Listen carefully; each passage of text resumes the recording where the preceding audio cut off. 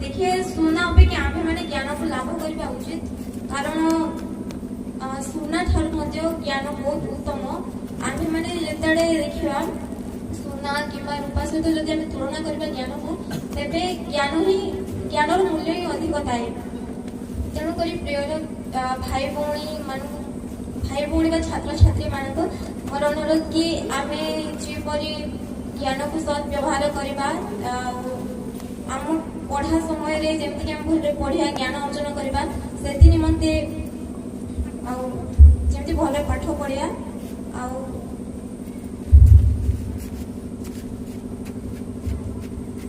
देखिपारे आपण मैंने उपदेश 8 और 11 की उठी पठन करते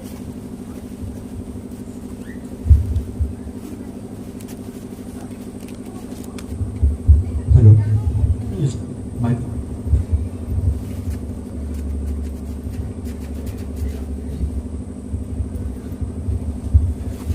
जेहेतु ज्ञान मुक्त ठारू उत्तम और समस्त इष्ट वस्तु ताहा संगे तुल्य हेबाको योग्य नुहे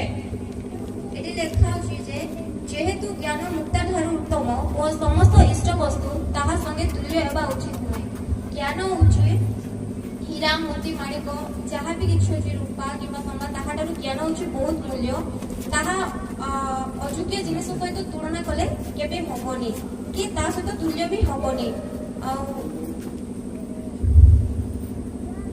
ज्ञान गोटे उत्तम ताहा बहु वस्तु सहित तुलना करा जाए नहीं तो आम्भे मैंने ज्ञान को जिते माने अन्य जन को ज्ञान को आम देखी पार थाए कि अन्य ज्ञान केते अच्छे आम जानी न थाऊ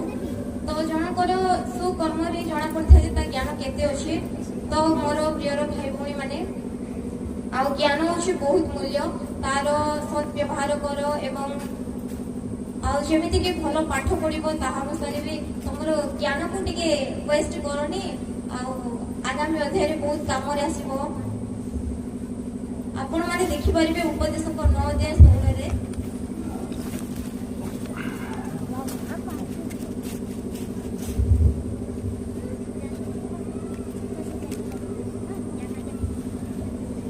तेबे को कहिली बड़ अपेक्षा ज्ञान उत्तम तथापि दरिद्र लोकक ज्ञान तुच्छीकृत हुए और ताहार वाक्य सुना जाए नहीं एटी लेखा अछि बड़ अपेक्षा ज्ञान उत्तम तो आम बड़ थिले कोन हैला जदि ज्ञान थाए तो आम सब कुछ करि पारू आ जन को मारिया को जिबा खाली बड़ अछि ज्ञान नै केंती मारबी कोन करबी किछि नली चुंडी न थाए मुंडरे तो आम ताको मारियार माने मारी पारिबानी बड़ थिले कोन समस्त को बारे बड़